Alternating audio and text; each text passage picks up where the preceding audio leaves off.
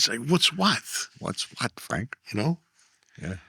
But you know, when I was doing some digging, Sally Vitale was Joe Messina's brother-in-law. Mm-hmm. I didn't know Sally Vitale, and I'm not claiming to be a Bonanno family expert. You know, the only guys I knew were the guys I'm talking about. You know, I knew Joe Chili, I knew the Chili's, I knew Tommy Karate, I knew Joe D'Amico, you know, a handful of guys.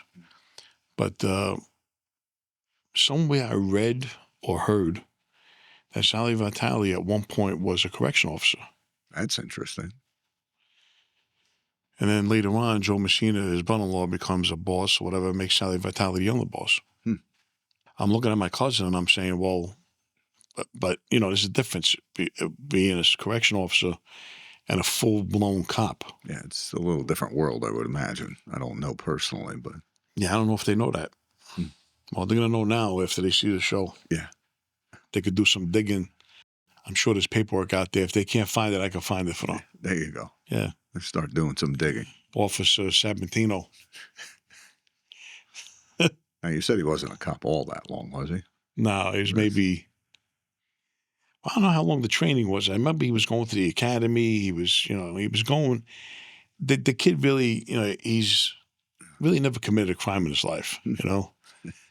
So I wasn't surprised. But back then I was so one way, you know, if you were law enforcement or had anything to do with law enforcement, you know, I'm on the opposite end of the spectrum, and I just had a narrow-minded about that. Yeah, for you, it's cut and dry. You're either with us or you're not. So I said, I couldn't talk, you know, I told him, I said, I can't bother with you no more. I can't talk to you. Yeah. And he went to the academy, he graduated, got his badge. He was on the force for maybe 6 months, no more than a year. Yeah. And then he didn't like the feeling of putting handcuffs on people. That's interesting. I can see owning a restaurant. I can see that, you know, it's a great business, you know, especially you got a place like that. Could be fun. Yeah. It's a lot of work, but it could be fun. But now to join the mob makes no sense. A lot of thought process there, I'm sure. How do you get there? And a kid like that, let's say he's a made guy in the Bonanno family, right? Yeah. Can you imagine? I mean, I know we're dealing with different times. It's 30 years later. Yeah. 40, hang on. Take 85. 15, yeah, 40 years ago. 40 years. Right? 35, 40 years ago. These kids have got no clue what the mob really is. You know what I'm saying? Well, no. No clue. I'm not saying that it would, I mean, when you talk about that life, right? Mm-hmm. This kid gets straightened out, let's just say, right? Doesn't even fathom what, you see what I'm saying? What life he's bringing himself into. That's why it's kind of like, has no idea, like, first off, if it was back in the day, it never would have been made. Right. But the thing that I'm trying to say is that look how easy it is to be a made guy today. Right. That's your point to all of this. Yeah. That's the example. Yeah. Open up a restaurant, make some totally legit. Become a made guy, you get invited to the Raccoon Lodge, right?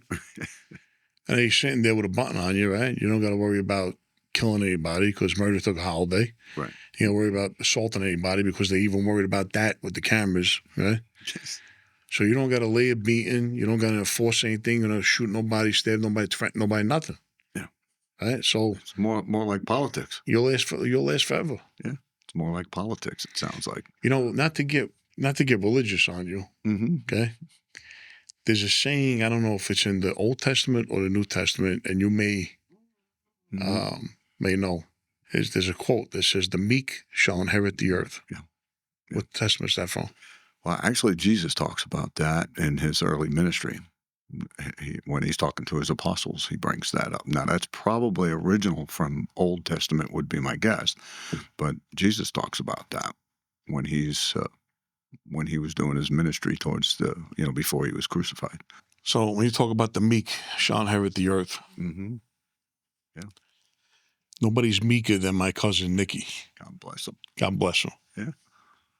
So he inherits. He's going to inherit the earth. Shall inherit the earth. Yeah. So good luck to Nico's. Yeah. Next time I'm in New York City, Yeah. I'll stop in there, try the food. Yeah. Why not? Why not? Who's going to stop me? Nobody.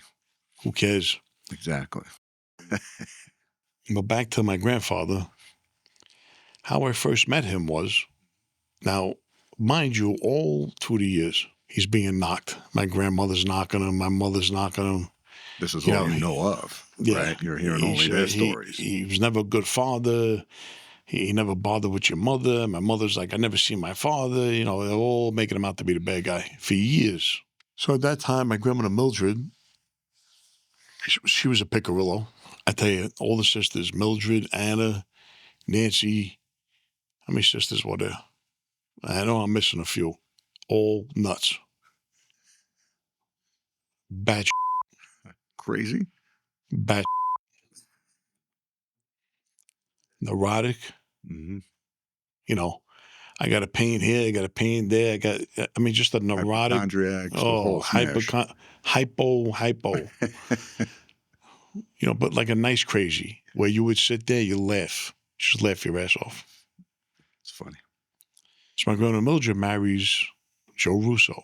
Mm. They call him Fatty. Right. He becomes technically he's my step grandfather. Right. But really, I grew up, he's my grandfather. Yeah. And he says I was his pet. He would take me, he'd pull me out of school, fly me to Florida.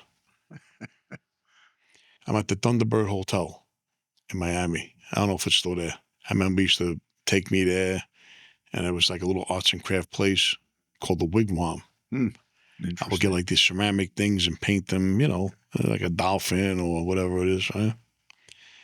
I'd sit there and living the good life. He'd take me down to the other side of South Beach before it was developed. Yeah. I guess he had a lot of Cuban friends out there that were running the neighborhoods. I remember having the Cuban donuts. Yeah. The Cuban coffee. I was a kid. Good coffee. Yeah, I had to be like 8 years old, you know. So finally, he's pulling me out of school so much and flying me around and hanging out and all this other stuff. My mother says, you can't keep doing this. She's not going to graduate. Yeah. She's taking too many sick days, you know. I never forget, you know, and now I know where he got the money from, but he was a big heroin dealer. Wow. You know. So as a kid, you know, he used to call me in the bedroom, had like all money laid out in the bed, like $1 million. God bless. 12 stacks of money at me, say, help me count. Help me count. I couldn't even count. I could hardly count. Yeah. But he just wanted to see my reaction. And I'm laying down in the bed, you know, a big, huge bed. There's money everywhere. It's crazy. I mean, stacks and stacks, 20s, 50s, 100s. That'd be $1 million there. Easy. Wow. He's like, hey, help Grandpa count. And I'm taking the rubber bands off and I'm counting the money. And I'm just like, you know. Infatuated by that. Yeah. In the end, he's giving me money, you know. I always slept over his house. He took me everywhere. He would take me out to eat. Yeah. And he died on my birthday. Wow. That's tough. I remember when I was a kid, he came by my house to see me, gave me $50, which was, well, he gave me $100. This is back 40 years ago. Well, $100 meant something. Over 40 years ago. Today, it's like I feel like we pay with peso today. Yeah. The American money is a mess. Nothing against our Mexican people. No. But our money's not worth you what it pull $100 out today, it's like, whoa, what's that? Yeah. Okay? People look at you. He came to my house, gave me $100. I hugged, kissed him, went home, and he died. Wow. In the game, Uno. Shout out to my Usos, killing bills like Uma. Balls travel from Pluto, big truck soprano, gabagool and